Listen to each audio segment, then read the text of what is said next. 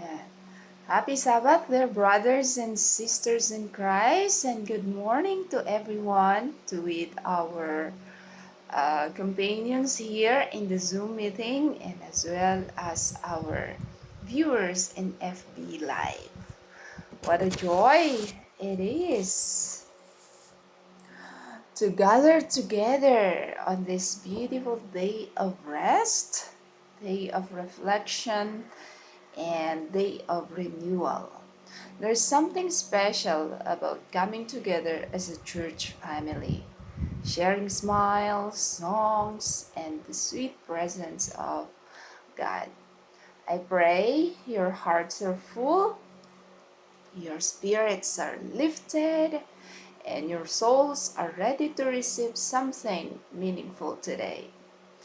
This Sabbath, I want to invite you into a conversation, a journey really, about something at the very heart of who we are as followers of Christ. The title of our message is Reviving Love in the Church and Breaking Free from Cold Religion and Rediscovering the Heart of Christ. Because let's be honest, while we may gather faithfully, serve diligently, and speak truth boldly, it's easy in the routine of ministry in life to let our love grow tired, distant, or even conditional.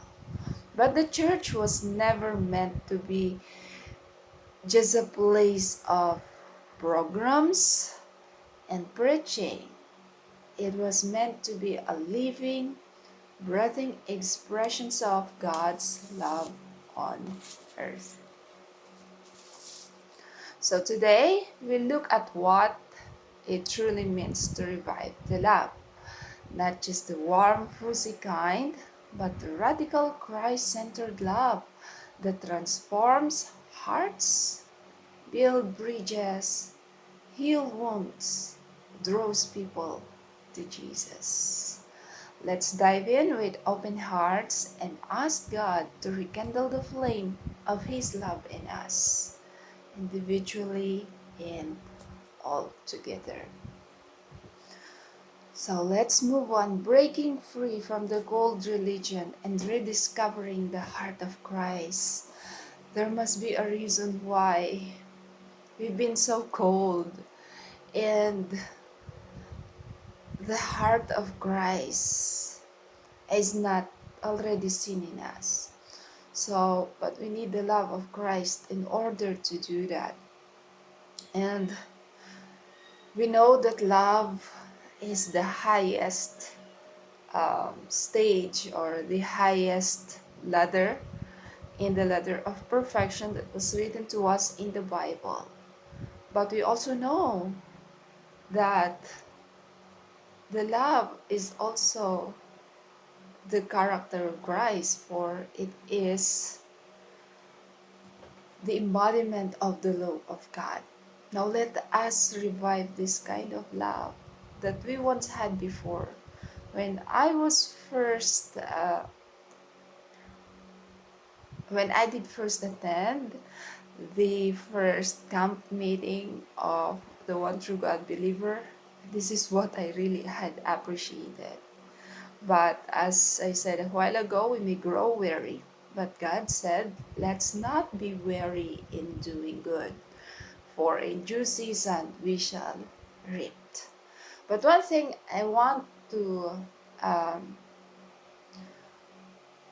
promote in this message is that we will enjoy the love of Christ so that we will also be able to share it to the people around us. Let's move on. There is a current problem now in the church, which is the cold but strict religion. In the past previous camp meetings, we have been discussing all the reformations to the letter. And in the process, what I observed is um, Yes, it was so strict that we want to follow, but the spirit of love was cold. It's getting cold. And God is showing us that we had left our first love. So He is inviting us this time to rekindle that love in Him. The challenge for each and every one of us today, and someone we need to ask of ourselves and of a church as a group, is that if someone walks into our church, though they really felt love, or they felt more judged than love? If so, what shall we do? For many hearts are starving for the very sympathy and love that Christians should give. And most of the time, that love and sympathy that's supposed to be, they will be looking in our church. They're starting to look outside because our church are becoming cold. They're starving. But unfortunately, they cannot see it in us. Next problem is the spirit of prophecy versus the spirit of Christ. In Matthew 23 verse 28, we can see how openly Jesus rebukes the Pharisees that yes, they have all this outside appearance of obedience, but they are so strict actually, maybe like us, but they are loveless. But as we can see in John 1 verse 14, as how God describes this begotten Son of God, Jesus was full of truth. Yeah, He was full of truth, but He was also full of grace and mercy. Now, this is what we need to ask to ourselves as well. Are we imitating Jesus or the Pharisees? Love is supposed to be the fulfillment of the law that is found in Romans 13 verse 10. For love is the basis of godliness. But unfortunately, just like the Pharisees of old, we are like obeying rules out of fear and out of pride. But the love to God in obeying it was already gone. For true obedience flows from love, not fear or pride.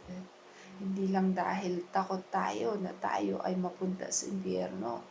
Hindi lang dahil alam natin na ang pag-disobey ay may kaukulang curse, or hindi lang dahil we have this pride that they will tell us that we are obedient. But we should be motivated by love. Yung pagtupad po natin sa mga salita ng Panginoon ay hindi po dahil sa takot, or hindi rin para magkaroon ng magandang image para sa ating mga sarili, kundi dahil ito ang naging bunga ng pagmamahal ng Panginoon sa atin. At ito rin yung, dahil sa sobra niyang pagmamahal, sobra niyang pagtitiis sa atin, sobra niyang pagpapatawad sa atin, yun din sana yung espiritu na mamutawi mula sa atin at maging dahilan upang tayo ay totoong mag-obey. Kasi sabi ng Panginoon, ay ayaw din naman niya. Yung pag-uubay natin ay dahil napipilitan lang tayo, kundi dahil mahal natin siya, kaya natin siya ino-obey. Ang ating simbahan ay binigay ng Panginoon na maging liwanag, hindi para maging boastful kagaya ng Israels of old, because they all have the truth, but supposed to be maging daluyan ng liwanag ng pag-ibig ng Panginoon. Sapagkat papaano po malalaman na tayo yung tunay na church? Sabi po sa John 13 verse 35, by this all will know if you love one another. Makikita na tayo yung tamang church kapag tayo yung nagpapakita ng tunay na pagmamahal sa bawat isa. Paano yan? Paano tayo magpapakitang tunay na church sa loob pa nga lang ng ating mga churches? Ay, hindi na natin kayang magrespetuhan, hindi na natin kayang magmahalan. Gusto natin perfect lahat. Gusto natin kung anong nakita nating liwanag, yun yung binubuhay nila. Ginajudge natin sila base sa liwanag na nakita natin. Na supposed to be, tayo yung una nating i-judge ang ating sarili base sa liwanag. Kasi yung liwanag po na meron sa atin is not always the light that are with them. And baka magugulat tayo at the end of the day na bakit sila yung mga konting liwanag na meron sila, they were able to live it. Pero sa atin, na punong-puno ng mga katotohanan, we're not able to do so. Or we may able to live na parang napipilitan dahil natatakot tayo, na baka sabihan tayo ng ating mga neighbor na tayo walang pagmamahal. Pero dahil lang sa pride, dahil lang sa takot, kaya tayo nagiging ganon. It's not supposed to be. Ang mangyayari po doon, we will grow tired. We will be weary. But if we are loving with the strength and love of the Lord in us, then that springs that comes from Christ will always continue to be shared to others. So, sikapin po natin yung sabi dito sa Testimonies for the Church, Volume 8, page 242, harmony and union among men of varied dispositions is the strongest witness, I should say. So, ito kasi yung challenge. If everything is just right in front of us, then harmony is just be easy. Kapag lahat mababait, kapag lahat ay maunawain, then it must be very easy to have harmony and union among men. But, with varied dispositions, ito na yung mahirap. Bakit? Hindi lahat ng gusto mo ay gusto nila. Hindi lahat ng strength mo ay strength nila. Your strength may be their weaknesses, but your weaknesses may be their strength. So, kapag dumarating tayo sa punto wherein we can respect the differences and love each other amongst all these differences, then it might be the love that God is waiting for us to have. And on how to love them with the different characters that we have is ito pala yung training before we can faithfully love others outside. Kaya nga nagsisimula to sa family, di po ba?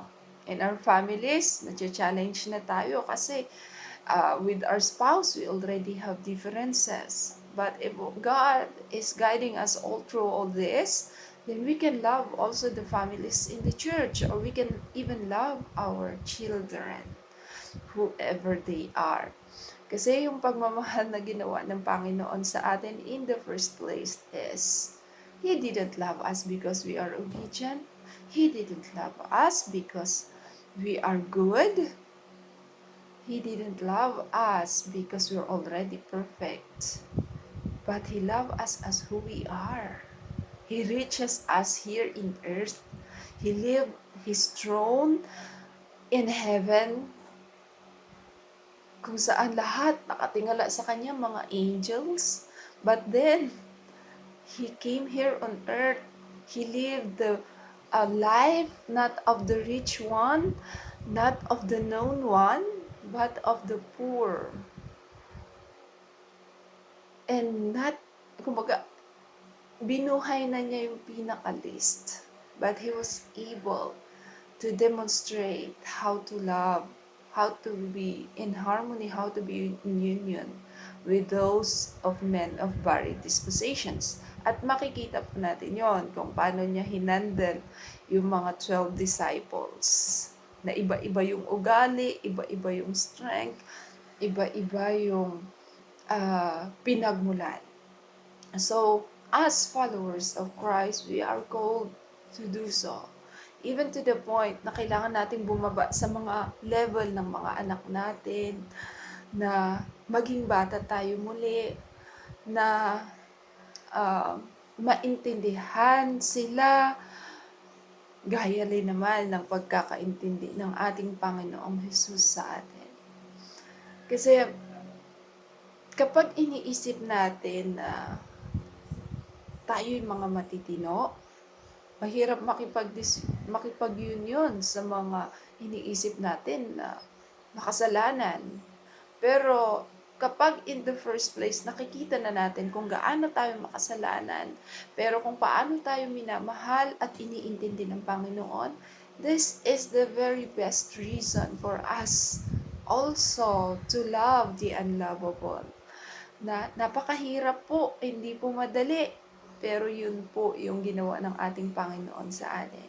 And with Him in us, with the Spirit of Christ in us, nothing will be impossible. That we can also love the unlovable as Christ has loved us, who is not even worthy to be loved, but He still loved us. Our love shows the world who Jesus is. Especially us. Why? We are claiming to know who God is and who is His Son.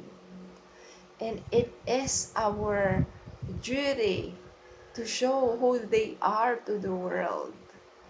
And then, because sabi po niya, sa lahat ng ginagawa natin, in order for them to honor our Father which is in heaven and His Son Jesus Christ, is when we are doing what God said that we should do, what is good in the sight of God. So, ito po yung nawawala sa atin, the practical love in action. Ang dami nating mga lessons, actually, sermons about love. Pero, to be honest, dito po tayo nagkukulang. How about the practical love in action? Dito po tayo ini-encourage na ng Panginoon. Sabi niya, let us love, not in word, but in deed. Kasi pag lagi tayong nagsasabi ng, I love you God, but in our actions, ay hindi naman nakikita, ano po mangyayari? It's like a tinkling cymbal. So, yung pagpapakita po ng pagmamahal ay hindi lang po nasusukat sa panahon na good, but actually much more in trials, much more when there are disappointments. How can we still love? Much more when there are disagreements. This is actually the perfect time to ask God to show to the world what is practical love. Because God, in the very sense, had shown us already. Especially when we know ourselves first. The more we get close to Christ, the more we know Him, the more we saw ourselves. How dark we are. Amidst the light of the glory of Christ, nakikita natin kung gaano tayo kalayo doon. And it is that love that penetrated our heart. Uh, kahit hindi po tayo, ano daw, uh, worthy sa pagmamahal na yon, ay minamahal pa rin tayo ng Panginoon. At this time, kapag nararamdaman natin na nakokonsensya pa rin tayo, meaning to say, God is still working in us. He's still loving us. He still want us to overcome. Kasi at the end of the day, ang makaka-receive po ng bawat biyaya ay those who overcomes. Bakit po overcomes? Kasi lahat po tayo may pinagdadaanan. Bakit yan yung nasa harap natin na problema ngayon? Kasi ini-encourage tayo ng Panginoon na magmahalan. Kung paano natin gagawin yon, dito na po yung panahon na mas lalo tayong bumalik sa Panginoon. The more we need to talk with God because we know it's hard to love without Him. It's hard to love without His Spirit in us. And it's because it's easier to condemn sinners than to love actually in the practical sense. But when we realize how the practical love of Christ was applied in us, then that's the way that we can also love others as who they are. Kaya nga sabi ng Panginoon, huwag mong hintayin na ikaw ay magiging matino muna bago lumapit sa Kanya. Bakit? Kasi baka hindi na mangyari yun. Ngayon pa lang, let's admit, hindi natin kaya. And the more na nakikita natin yon, the more na magkakaroon tayo ng rason para lumapit sa Panginoon. Sabi niya, cultivate the grace of love and express it in words and action. Ito po, sabi po dito ay grace of love. When we take a look at the 10 Commandments to the letter, parang napakahigpit po. But when we will look more deeper, we can see the grace, the mercy of Christ, ang sobrang pagmamahal niya, kung bakit niya binigay yung mga laws of love na yun. And let us learn to express it in words and action. Bakit po dalawa? Kasi our action might be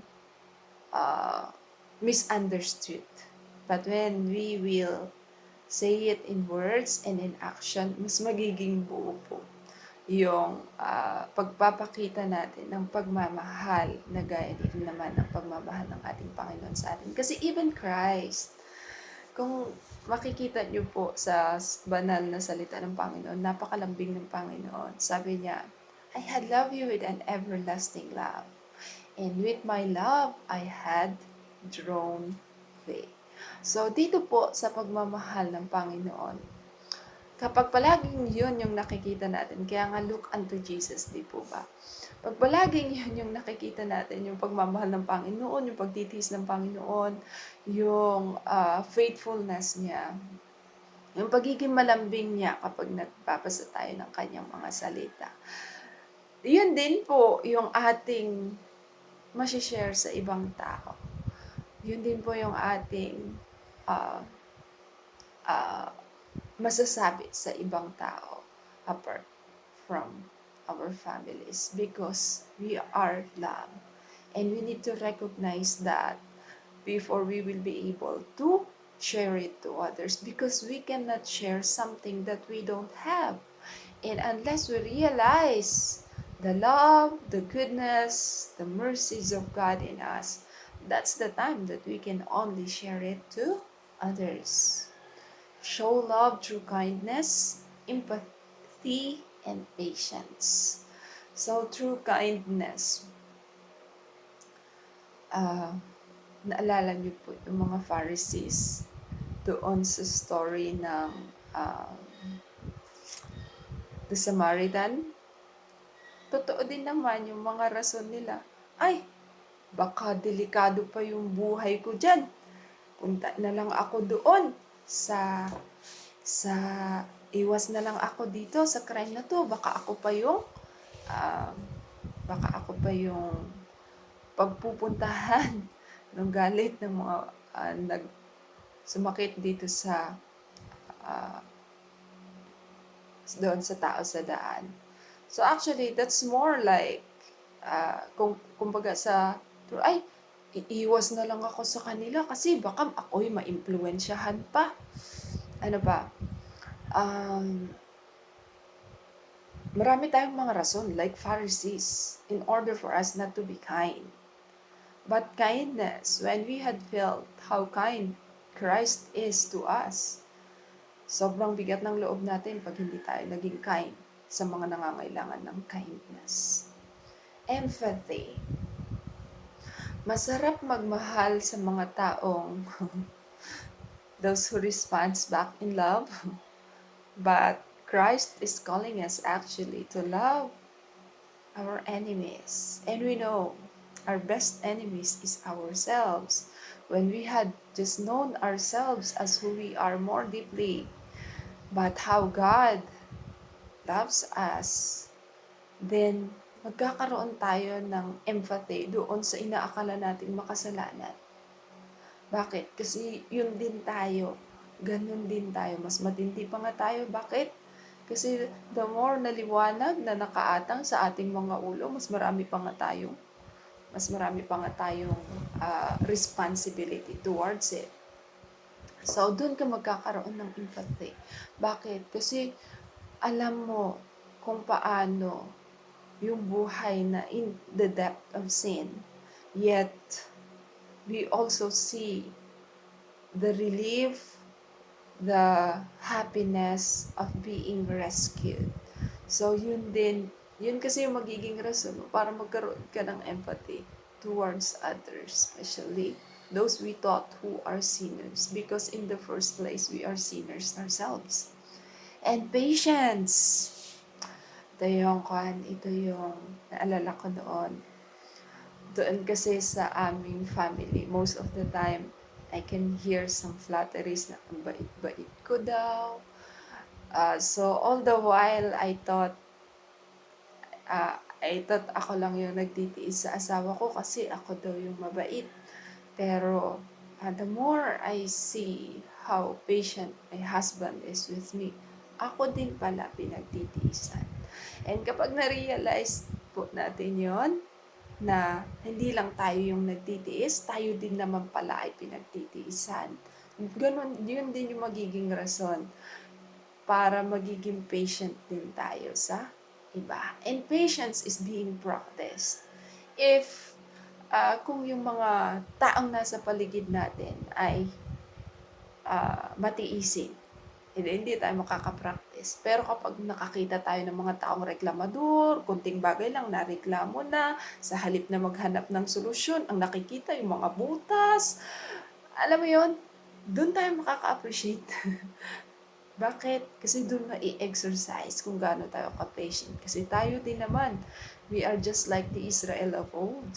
Ang dami nating reklamo, ang dami na nating blessing, ang dami na yung presence ng Panginoon sa mga Israelites noon, yung cloud na nagko-cover sa kanila during kapag mainit ang araw at saka yung fire during the night, hindi pa rin nila na-appreciate yun, ang dami pa rin reklamo. And you know what? We are like that too. And unless we realize that, we will not stop complaining. And we will not be patient with others who are doing it. So let's start. Let's start from within. And in order to show that to others is balik tanaw tayo sa pagmamahal ng Panginoon sa atin. Kung paano rin tayo pinagtiisan, kung paano tayo ginayad sa ating mga buhay, kung paano tayo minahal kahit hindi tayo karapat-dapat mahalin, kung paano tayo palaging remind kahit ang kulit-kulit natin. And that will be a reason for us to be patient. And for us to feel, alam mo yun, yung mafe-feel natin na kawawa naman tong batang to kasi ganun din tayo noon. But it's not always the kids that are having these problems. Mostly actually are the youths. And not just the youths, the adults. At habang tumatanda nga, it's more harder kasi po nakakaintindi na tayo. Unlike the children, they may fight this time but later on, wala na. Wala na ulit. Pero sa mga adult, yun pong sama ng loob. Minsan, it's hard to remove it because we understand it fully. Pero, ito po yung challenge sa atin. Na kaya sabi ng Panginoon, let's be child again. Maging bata tayo ulit sa pananampalataya. Bumalik tayo sa ating Ama. So, ang sabi po sa atin, let us return to our first love. And to Revelations 2 verse 5, paano daw po ang pagre-return to our first love? Let us remember how much He had lead us in the past. Let us repent of the way we had treated each other badly.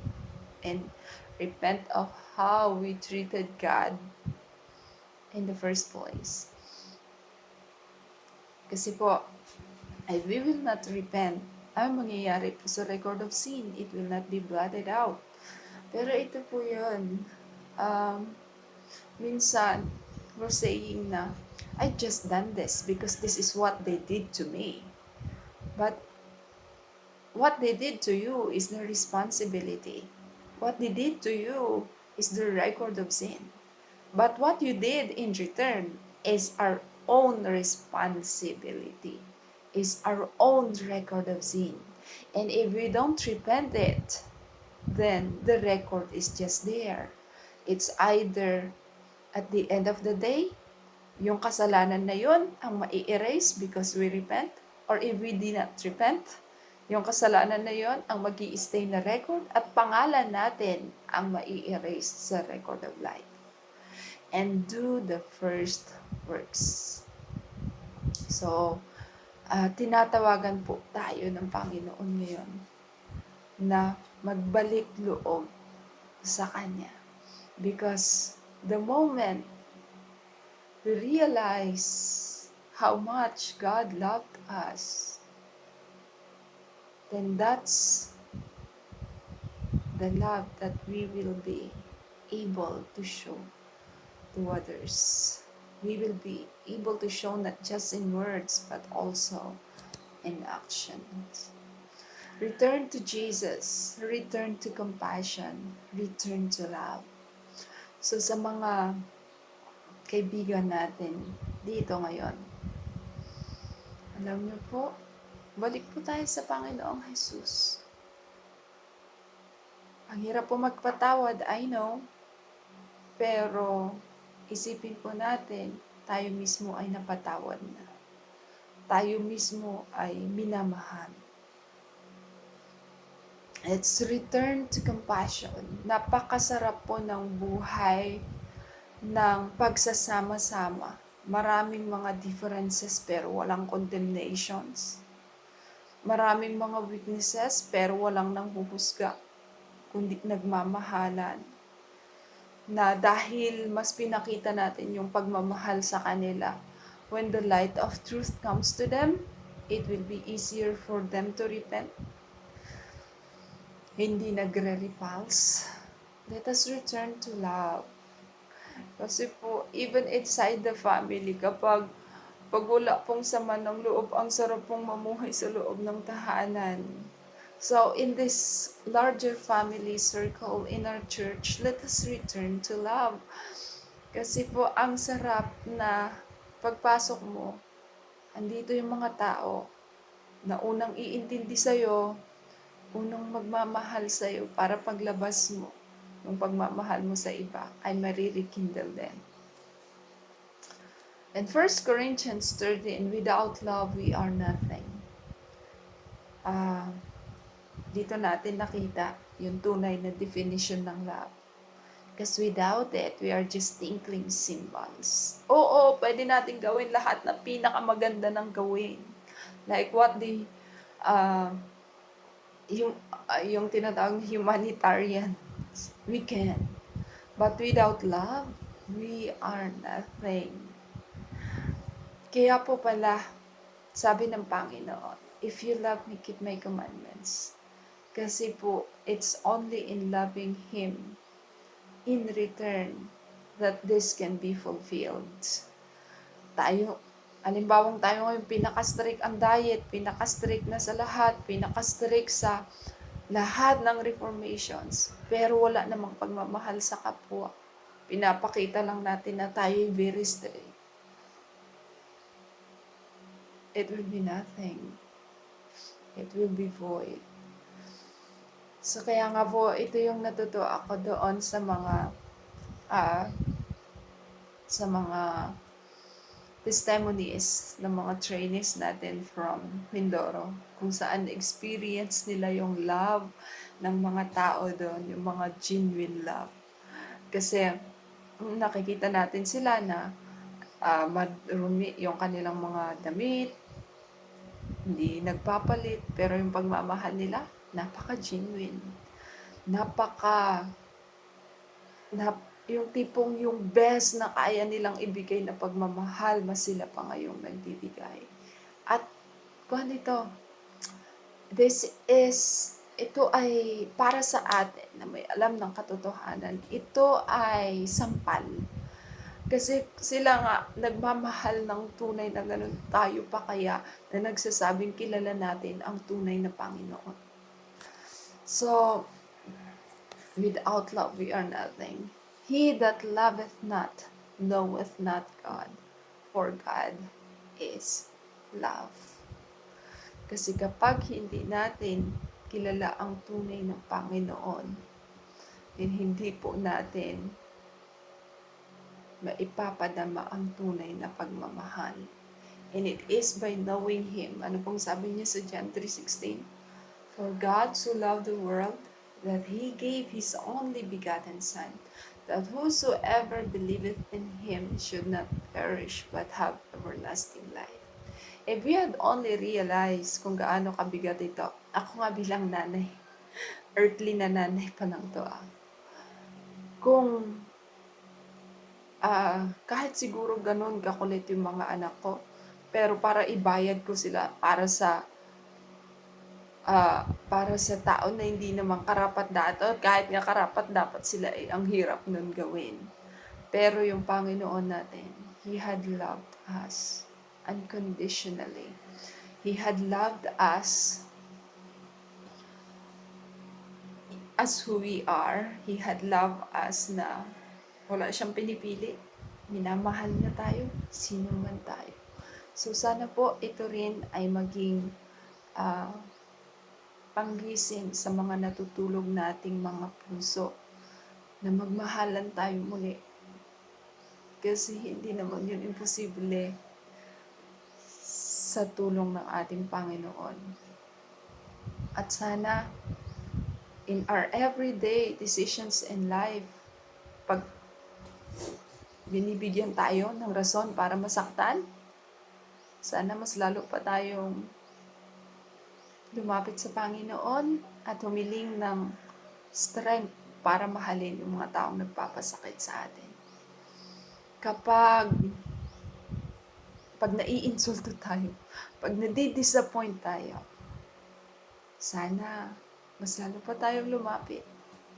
Mas lalo pa nating i-remember yung mga pagmamahal na ginawa na ng Panginoon sa atin. At sana, simula sa Sabbath na ito, at sa ating pagpapatuloy pa, sana mas makita na yung pagmamahal more than our outside appearance. Kasi po, ang tunay po na pagmamahal ay mag-o-obey. Wag po natin baliwalahin yun. Pero ang tunay po na obedient ay may pagmamahal. So, happy Sabbath sa bawat isa sa ating lahat. Maraming salamat sa pagkakataon na ako'y binigyan niyo ulit ng panahon para magsalita sa inyo dahil Habang inaaral ko po itong mga binigay ko sa inyo, ako rin po ay nagising na ang layo na pala natin sa Panginoon. Balik po tayo sa ating first love. That's all, and God bless everyone.